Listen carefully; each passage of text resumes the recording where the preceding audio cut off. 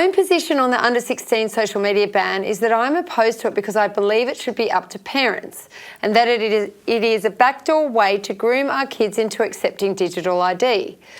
I also think it is a little bit inadequate because it fails to restrict access to porn, which could be argued is more damaging to our children than social media. But Melinda holds a different view, and she was supportive of the legislation. So I'm delighted to have her on today to hear what her thoughts are. Melinda, welcome to Talk Straight.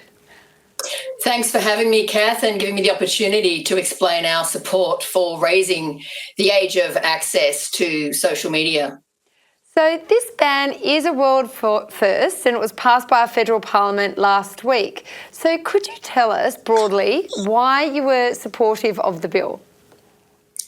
Well, social media platforms have operated as rogue states for many years.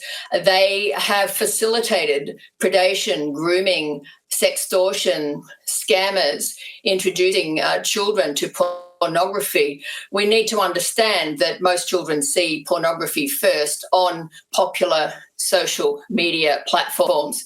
If you argue, leave it to the parents, why regulate anything? Why not leave it to parents to regulate vapes, cigarettes, alcohol, and gambling? We believe that this bill put one layer of protection between the big tech bros who have profited from sexually exploiting our young people and those vulnerable children, which is what governments are supposed to do.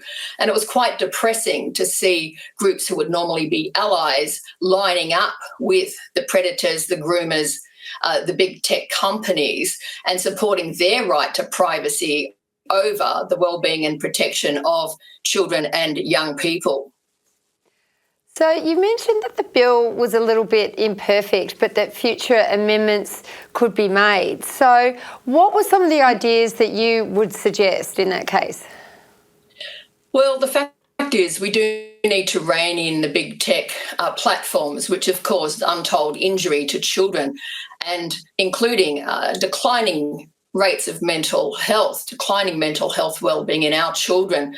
Our kids are amongst the top three worst for mental health in the world, and all the global data, all the evidence links exposure to social media, online harms with that rapid decline in well-being. So we've never argued that this bill would make platforms safe. We are still calling for that. But we've gone from nothing to something. Going from nothing to something is not insignificant.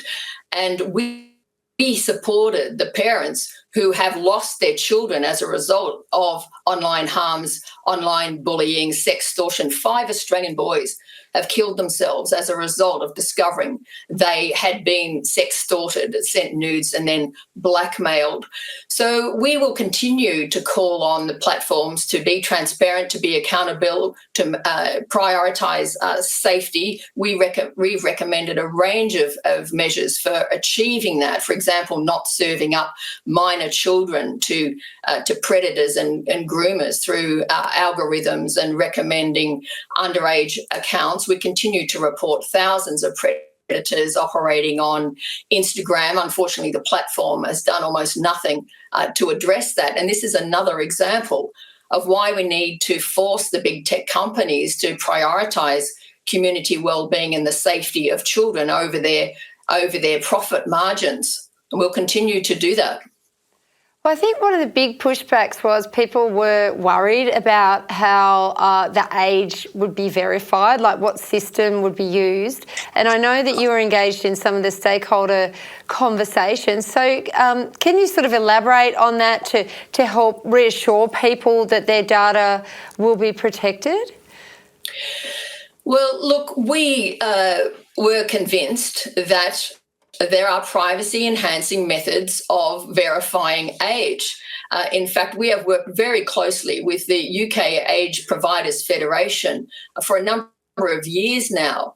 We were the ones behind the push for an age verification trial in Australia. It was Collective Shout that spearheaded an open letter to the government of over 50 child safeguarding and women's safeguarding specialist to get the government to reverse its original decision against an age verification trial. I just interviewed Ian Corby, who heads up the UK Age Providers Federation this week in Canberra.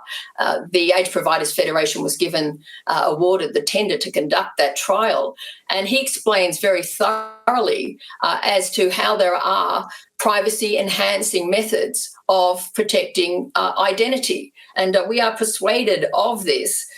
In protecting children, the legislation features stronger than typical data protection requirements. Companies will be required to ring fence to destroy data collected for age assurance once the age check is complete. The government made it clear that a digital ID framework was not in scope and would not be used for age assurance. It's the responsibility of social media providers, not the government, to police who is on their platform. And, it's really interesting to still hear these conspiracies about digital ID, nanny state will be turned into China government surveillance, when an amendment was moved by the coalition to guarantee that there would not be a digital ID system, and yet we are still hearing these false claims. Some of us have worked very hard to get to this point. Some of us have written multiple submissions, appeared before Senate and federal government inquiries, worked with our global partners, collated the global data on the harms to children of unfettered, unlimited social media access, the harms of the platform. And then you have people who should be allies coming in with claims such as Granny won't be able to access Facebook anymore, which, hurts this cause. As we say, we've gone from nothing to something, and every year of delay means fewer children, delay of access means fewer children exposed to predators, groomers, pornography, sextortion scams, online bullying, torture, beheadings, misinformation, etc. So, that's the side that we decided to line up on to try to protect as many children as possible. So do you think that they will, should this all be successful, that they will roll this out to some of these dreadful porn sites so our children aren't exposed to what they're seeing? I've learnt from you, actually, Melinda, that children even as young as 8 and 9 are now being exposed to it. Can we be hopeful that they might do that? Well, that's what's happening already with the age verification trial that we fought for 10 years. That's already in train. It's a false dichotomy to say, what about porn? When social media serves up porn to children every day, that is where they are most exposed, according to the UK Children's Commissioner's research, according to our own e-safety data here.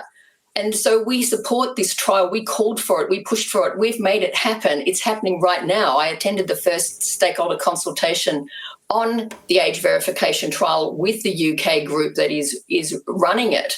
And we will continue to follow that. We are part of the ongoing process. We are part of an advisory body on this, and we will see that through to completion. We will make sure that the results are properly evaluated and assessed, and then we will do all we can to see it implemented. Yes, it's taken too long. Of course it has taken too long. Some of us are very tired fighting for this, but at least we've got that now.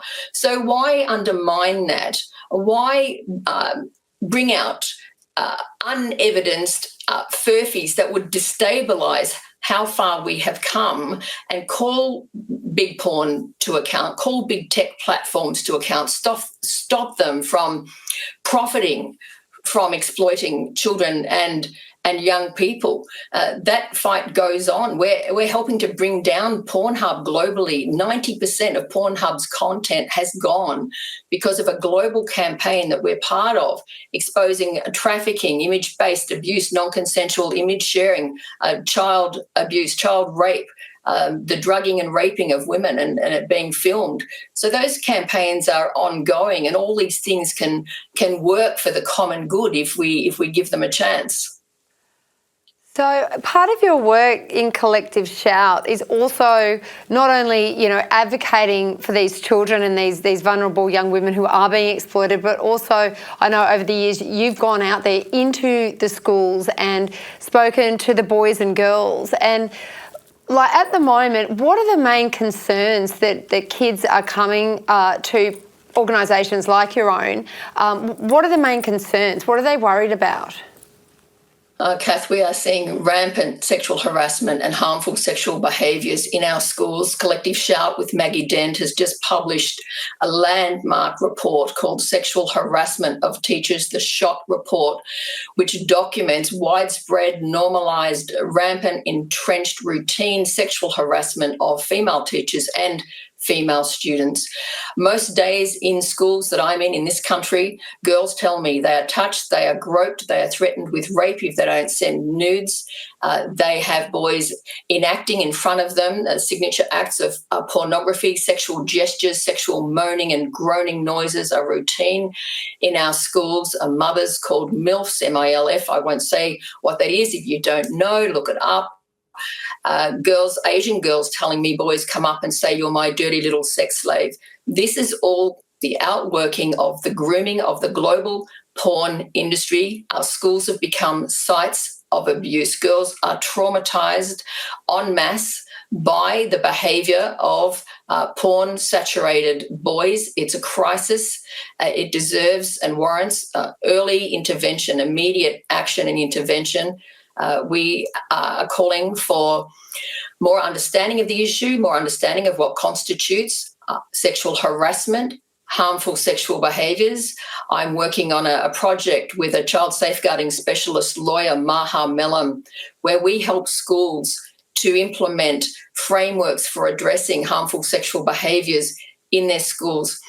Kath, we have data now that shows that adolescent Australian boys are now the largest cohort of sex offenders in this country. And as of research published in January this year in the International Journal of Child Abuse and Neglect, now the largest cohort of sex offenders against children.